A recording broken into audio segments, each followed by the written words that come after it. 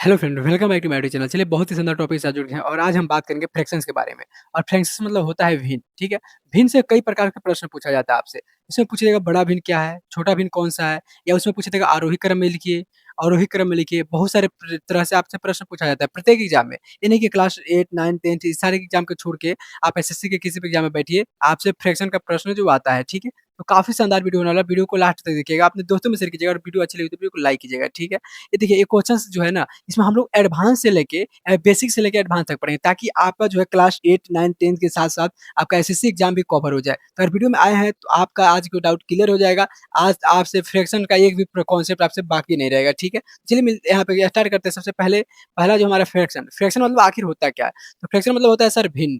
भिन्न क्या होता है? तो जो अंश बटा हर के रूप में रहता है ना, अंश बटा हर के रूप में रहता है, उसे हम भिन्न कहते हैं सर। तो क्या कहते हैं सर? भिन्न कहते हैं। जैसे हम बोले 6/5, ये क्या है सर? एक भिन्न है। क्या है सर? एक भिन्न है। तो यहाँ पे हम इन सारी चीज़ों को कॉन्सेप्ट के साथ-साथ लेके चलेंगे और आपको बहुत सारे क्वेश्चन्स का प्रैक्टिस कराया जाएगा, तो वीडियो को लास्ट तक देखिएगा। सबसे पहले हम कुछ नंबर्स ले लेते हैं। अगर हम नंबर्स लेते हैं, पहला हमारा जो प्रश्न है ना, इसको समझिए पहले। पहले प्रश्न से ही स्टार्ट करते हैं, ठीक है? अगर हम बोले आपसे कि 6/7 यहाँ पे 4 ले लेते हैं, यहाँ पे 8/6 ले लेते हैं, 9 बाई यहाँ पे 11 ले लेते हैं, या अगर हम बात करते हैं यहाँ पे 11 बाई यहाँ पे 13 ले लेते हैं, या उससे बेहतर है क्या, हम 7/5 ले लेते हैं, ठीक है? और इन सारे हम फ्रैक्शंस ले लिए, 4 को फ्रैक्शंस है। और हम आपसे पूछते हैं कि बताइए, सबसे पहले जो प्रश्न इसका है ना, सबसे पहला जो प्रश्न है, कह रहा है क्या, सबसे सबसे छोटी फ्रैक्शन बताइए, छोटी भिन्न बताइए, ठीक है? देखिए कितना प्रकार से प्रश्न पूछा जाता है।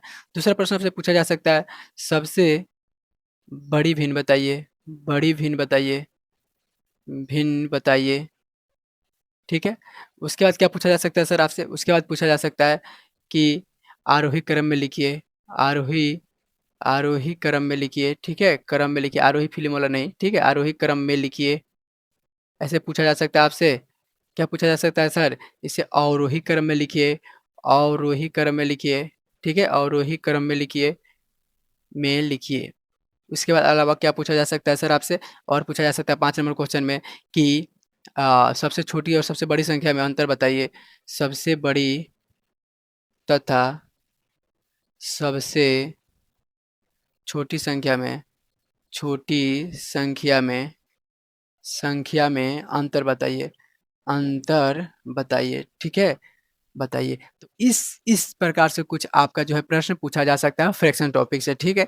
जो कि काफ़ी शानदार तरीके से हम लोग इस वीडियो में डिस्कस करेंगे और सारे टॉपिक को यहाँ पे सारे पॉइंट को हम लोग फाइंड आउट करेंगे, ताकि आपका जो एक भी प्रश्न एग्जाम में छूटे ना, ठीक है? छोटी संख्या यहाँ पे लिख देते हैं, छोटी संख्या, ताकि उधर जगह बचेगा हमारा, ठीक है? छोटी संख्या में, यानी सबसे बड़ी संख्या तथा सबसे छोटी संख्या में अंतर बताइए। अब क्या होता है ना, सबसे बड़ी संख्या की पहचान कैसे करेंगे सर? तो आइए इसको स्टेप बाय स्टेप समझते हैं काफ़ी शानदार तरीके से। सबसे पहले सर हम इस फ्रैक्शन को यहाँ पे लिख लेते हैं।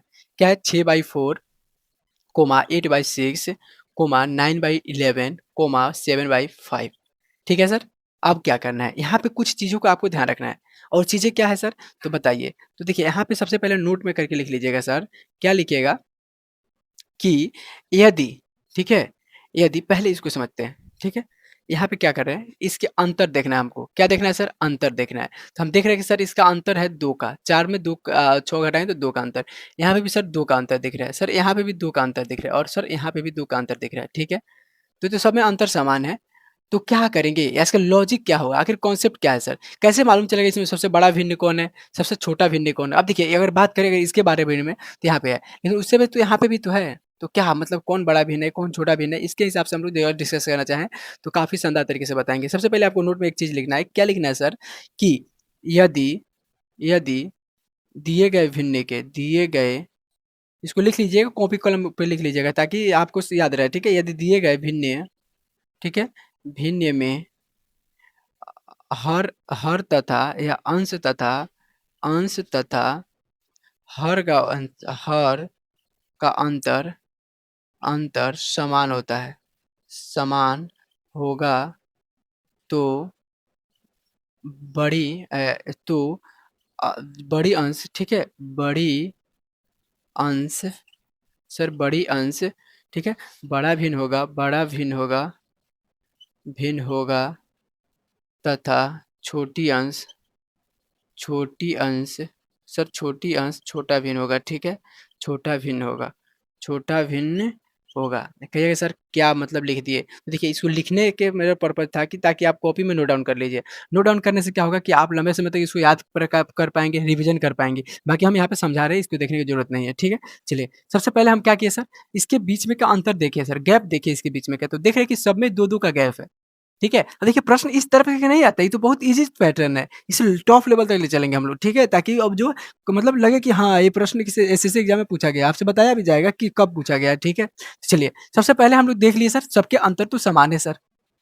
तो यहाँ पे क्या क्या लॉजिक लगा सकते हैं हम? तो अभी हम आपको बताया क्या अंतर समान होगा तो बड़िश अंश के हिसाब से, तो बड़ा अंश सबसे इसमें बड़ा अंश कौन दिख रहा है? तो सबसे बड़ा अंश कौन दिख रहा है सर? तो देख रहे हैं 9/9 दिख रहा है। तो इसका 9/11 हो जाएगा एंड सबसे बड़ी भिन्न क्या हो जाएगा सर? तो हम बोले अगर 9/11, ठीक है?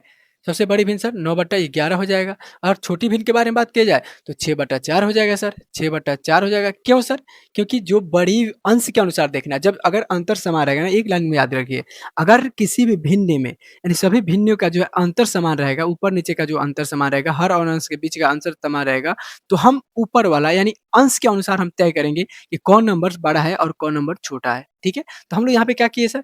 तो हम लोग यहाँ पे बना लिए, सबसे छोटी नंबर्स खोज लिए और सबसे बड़ी नंबर ढूँढ लिए, ठीक है? उसके बाद हम इस तीनों क्वेश्चन्स को सॉल्व करते हैं, ठीक है? तीनों क्वेश्चन्स को सॉल्व करते हैं। पहले हम कह रहे हैं आरोही क्रम यानी असेंडिंग ऑर्डर, क्या बोलते हैं सर इसको? असेंडिंग ऑर्डर यानी इंक्रीजिंग ऑर्डर और इसको हम एक और नाम से जानते हैं सर, क्या होता है? तो इसका नाम होता है सर इंक्रीजिंग ऑर्डर यानी हम आरोही क्रम, बढ़ते क्रम और आरोही क्रम, बढ़ते क्रम, ठीक है? इंक्रीजिंग ऑर्डर और असेंडिंग ऑर्डर, इन सारे नामों से इसको जानते हैं हम। उसके बाद उसी तरह इसको भी अवरोही क्रम, घटते क्रम, इसको डिसेंडिंग ऑर्डर और इसके बाद बोलते हैं इसको डिक्रीजिंग ऑर्डर, ठीक है? तो 4 नाम याद रखना है, आपको डायरेक्ट एग्जाम में पूछा जा सकता है, ठीक है? किसी-किसी एग्जाम में आ जाएगा कि असेंडिंग ऑर्डर में लिखिए, किसी में आ जाएगा डिक्रीजिंग ऑर्डर में लिखिए, तो फिर दिक्कत हो जाएगा। चलिए, तो यहाँ पे आरोही क्रम में लिखना है सर। आरोही क्रम अब कैसे पहचानेंगे? तो देख रहे हैं सर हम, और यहाँ पे एक चीज़ नोटिस कीजिएगा, तो क्या होगा सर कि आपको दिखेगा कि सबसे बड़ा नंबर है, 1 लिख रहे हैं सबसे, उसके बाद सेकंड नंबर पे ई है, थर्ड नंबर पे सर ई है और फोर्थ नंबर पे सर ई है, ठीक है? यानी 1, 2, 3, 4। अब क्या करेंगे सर? तो हमको आरोही क्रम में चाहिए, यानी सबसे पहले छोटका, फिर उसका बड़का, फिर उसका बड़का। यानी आपको यहाँ पे याद रखना है कि सीढ़ी ऐसे जो होता है ना आपका, जैसे सीढ़ी होता है, इसको चढ़ना है उसको आरोही क्रम बोलेंगे, उतरना है उसको अवरोही क्रम बोलेंगे। तो हमको चढ़ना है इस पे। तो सबसे पहले छोटा भिन्न, छोटा भिन्न किसको माने हैं सर? सबसे लास्ट में होगा उसको 4 यानी 6/4, ठीक है? उसके बाद कहिएगा सर, यहाँ पे इसको यहाँ पे लिखते हैं 6/4, फिर कोमा, कोमा या ऐसे एक बना सकते हैं इसको बड़ा, यानी बढ़ा जा रहा है, ठीक है? बढ़ा जा रहा है, जिधर बड़ा मुँह रहता है, जिधर बड़ा रहता है उधर मुँह खुला रहता है, ठीक है? अब क्या करें, 2 नंबर पे किसको माने हैं सर? 2 नंबर पे नहीं बल्कि 3 नंबर पे माने हैं 7/5 को माने हैं सर। उसके बाद 2 नंबर पे किसको माने हैं सर? तो 8/6 को माने हैं सर और लास्ट में किसको माने हैं? 9/11 को। इससे स्पष्ट हो रहा है कि 9/11 जो है सबसे बड़ा भिन्न है, ठीक है? उसी तरह अगर आपसे पूछा जाता है आरोही क्रम, अवरोही क्रम पूछा जाता है सर, तो इसको कैसे कीजिएगा? अब देखिए, यहाँ पे अवरोही क्रम पूछा जाएगा ना, तो सबसे पहले उल्टा लिख दीजिएगा, 9/11 बड़ा है, 8/6 बड़ा है, 7/5 बड़ा है, 6/4 से।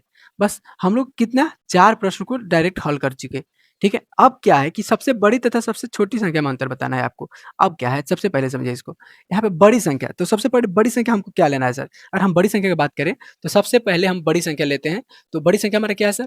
तो देख रहे हैं कि 9/11 है और इसका अंतर मतलब क्या होता है सर? घटाव होता है। यहाँ पे देखिए, फोकस कीजिए यहाँ पे, अंतर मतलब क्या होता है सर? घटाव होता है। तो इसके बीच में का घटाव कर लेना है और छोटी संख्या क्या है? 6/4 है।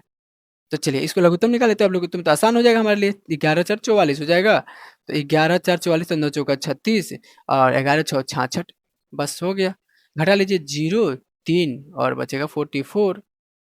इसको काट-कूट सकते हैं आप, -30 और 44 काटेंगे तो हो जाएगा -15/22 और यही हमारा जो फाइनली आंसर आएगा, ठीक है? यानी बीच का अंतर जो है -15/22 आएगा। कोई दिक्कत यहाँ पे? उम्मीद है कि आपको जो है यहाँ पे कोई दिक्कत नहीं हुआ होगा और आपको जो है पाँचों टाइप का क्वेश्चंस आप आराम से, और एग्ज़ाम में आता है तो आप कर पाइएगा, ठीक है?